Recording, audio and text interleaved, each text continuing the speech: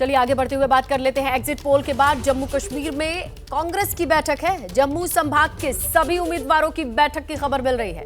कांग्रेस के प्रदेश अध्यक्ष तारिक हामिद कर्रा ये मीटिंग ले रहे हैं। तो जिस तरीके से अब ये बैठक चल रही है, इससे क्या निकल के आएगा, इस पर जानना, इस पर अपडेट लेना बहुत जरूरी हो जाता है, क्योंकि जम्मू संभाग के उम्मीदवारों की ये बड़ी बैठक बुलाई गई है। एग्जिट पोल में जम्मू कश्मीर में कांग्रेस की बैठक चल रही है। हालांकि जम्मू कश्मीर में कांग्रेस एनसी को बढ़त दिखाई गई, लेकिन यह भी बताया जा रहा है कि अगर नंबर्स में प्रॉब्लम आती है तो क्या किया जा सकता है। अजय बाचलू से समझने की कोशिश करते हैं। अजय, इस मीटिंग के इनसाइड अपडेट आपके पास हो तो शेयर कीजिए, और क्या क्या सिचुएशन रह रही है वहां पर जिसके मद्देनजर ये मीटिंग बुलाई गई।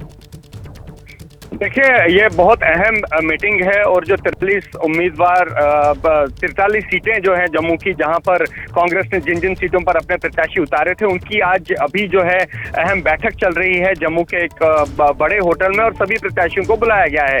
दरअसल जिस तरह से कल एग्जिट पोल के नतीजे आए हैं, उन एग्जिट पोल्स को लेकर जो है गदगद है कांग्रेस, क्योंकि पिछली बार 2014 की अगर बात करें तो जम्मू संभाग में कांग्रेस अपनी जो जम्मू के हिंदू बहुल इलाके हैं जिनमें आखिरी चरण में चुनाव हुआ था, उनमें कांग्रेस अपना खाता नहीं खोल पाई थी। और कल जिस तरह से एग्जिट पोल आए हैं, उसके बाद कांग्रेस की अगली रणनीति क्या रहेगी, किस तरह से जो है जम्मू के इन बागों से जो चुने हुए कांग्रेस के नुमाइंदे हैं, उनकी क्या राय रहती है, और किस तरह से गवर्नमेंट फॉर्मेशन में कांग्रेस जो है वो आगे बढ़े, उस पर अपडेट ले रहे हैं तारिक हामिद कर्रा, जो कि कांग्रेस के यहाँ प्रदेश अध्यक्ष है। और साथ में ही क्योंकि कांग्रेस से कुछ बागी उम्मीदवार भी खड़े हुए हैं जम्मू की इन सीटों पर जिनमें आखिरी चरण में चुनाव हुआ है, उनमें से कुछ कांग्रेस प्रत्याशियों के साथ उनकी काफी पुराना संबंध भी रहा है। ऐसे में उन जो इंडिपेंडेंट हैं, उन पर किस तरह से उनके दोस्तों के जरिए, जो कि कांग्रेस के पुराने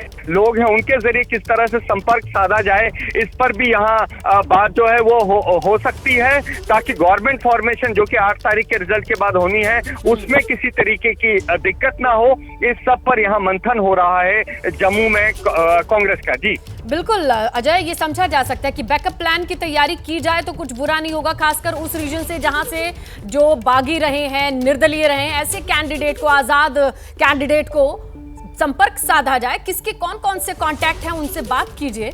इसके बैकअप प्लानिंग के मद्देनजर भी देखा जा सकता है इस मीटिंग को। ये इंपॉर्टेंट होगा अजय। जी बहुत इंपॉर्टेंट है, क्योंकि देखिए जम्मू के बहुत सारे इलाके ऐसे हैं जहां कांग्रेस की टेंशन जो है वो अपने ही लोगों ने बढ़ाई थी, और ऐसे में क्योंकि कांग्रेस का एक लंबा इतिहास है और कांग्रेस में जो लोग बागी खड़े हुए हैं, उनमें से कईयों के साथ पारिवारिक और जो पॉलिटिकल रिलेशंस वो तो है ही है, उन्हीं को एक्सप्लॉइट करने की कोशिश है, ताकि अगर नंबर गेम में थोड़ी सी कमी रहती है तो इन निर्दलियों से, जो कि कांग्रेस आइडियोलॉजी से संबंध रखते हैं और उनकी आइडियोलॉजी जो है वो बीजेपी से मेल नहीं खाती है, तो उनको किस तरह से टैप किया जाए ताकि गवर्नमेंट फॉर्मेशन और नंबर। अगर जो अपने साथ हैं लेकिन अपने जो दूर हो गए थे, क्या उनको साथ लेने पे बात बन सकती है? और ये सारी बात वहां से शुरू होती है जैसे ही एग्जिट पोल सामने आते हैं। अजय बाचलू जो बता रहे थे, उसके लिए इस वक्त कांग्रेस में जिस रीजन में जहां बागी हो सकते हैं उनको मनाने की कोशिश क्यों की जाएगी? वो इसलिए की जाएगी, एग्जिट पोल के आंकड़ों को देखिए आप। जो तमाम पोल सामने आए हैं उसमें कितने नंबर हैं और नंबर गेम क्या कहता है, इससे आप अंदाजा लगा सकते हैं। सी वोटर की तरफ से बीजेपी 27 से 32, कांग्रेस 40 से 48 और पीडीपी 6 से 12, अदर 6 से 11। आप अदर पे नजर डालिएगा, आपको हर सर्वे में अदर दिखाई देंगे और इस अदर पर नजर बनी रहेगी, चाहे वो बीजेपी हो या कांग्रेस। इसीलिए बैठकों का दौर भी चल रहा है। अब बात करें एग्जिट पोल, जम्मू कश्मीर की कुल 90 सीटों पर सी वोटर का कहना है कि बीजेपी 27 से 32, कांग्रेस 40 से 48 और पीडीपी 6 से 12, अदर 6 से 11। पीपल्स पल्स कहता है 23 से 27 और कांग्रेस के लिए 46 से 50 और पीडीपी के लिए 7 से 11 और अदर्स के लिए 5 से 6। आप देख रहे हैं, अगर आप पीडीपी पे नजर डालेंगे इन पोल्स पर या अदर्स पर नजर डालेंगे तो इनकी संख्या बल पे भी निगाहें टिकी हुई हैं। तो चाहे बीजेपी हो या कांग्रेस, कोई रिस्क नहीं लेना चाहता है।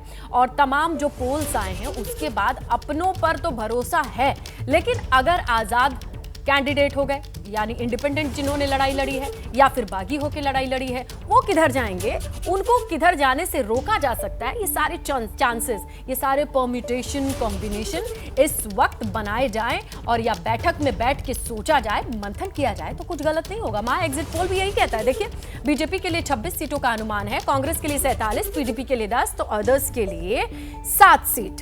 तो एग्जिट पोल के अनुमानों से कांग्रेस में काफी उत्साह है। एबीपी न्यूज से कांग्रेस के नेता राशिद अल्वी ने एक्सक्लूसिव बातचीत की। उन्होंने क्या कहा, सुनिए आप ही। जहां तक कश्मीर का ताल्लुक है, ये बहुत अहम सवाल है। कश्मीर में 65% से ज्यादा लोगों ने वोट दिया है। ये कोई मामूली वाकया नहीं है।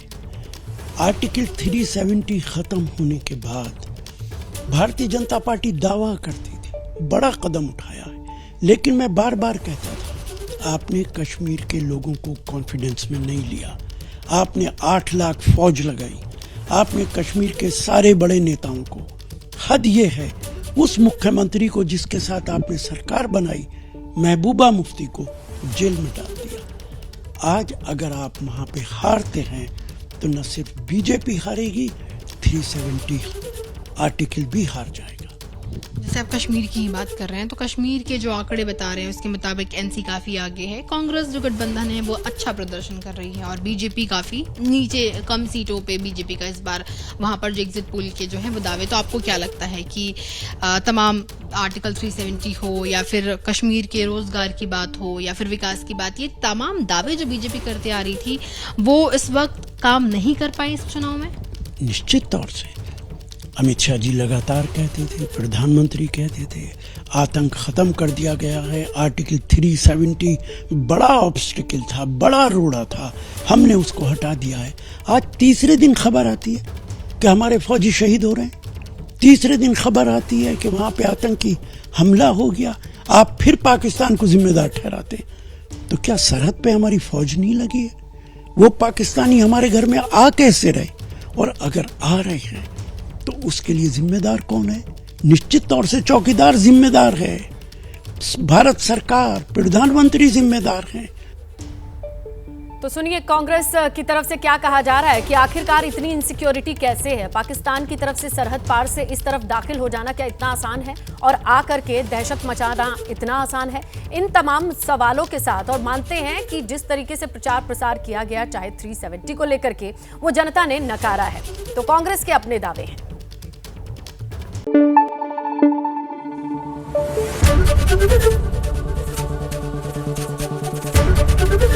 एबीपी न्यूज आपको रखे आगे।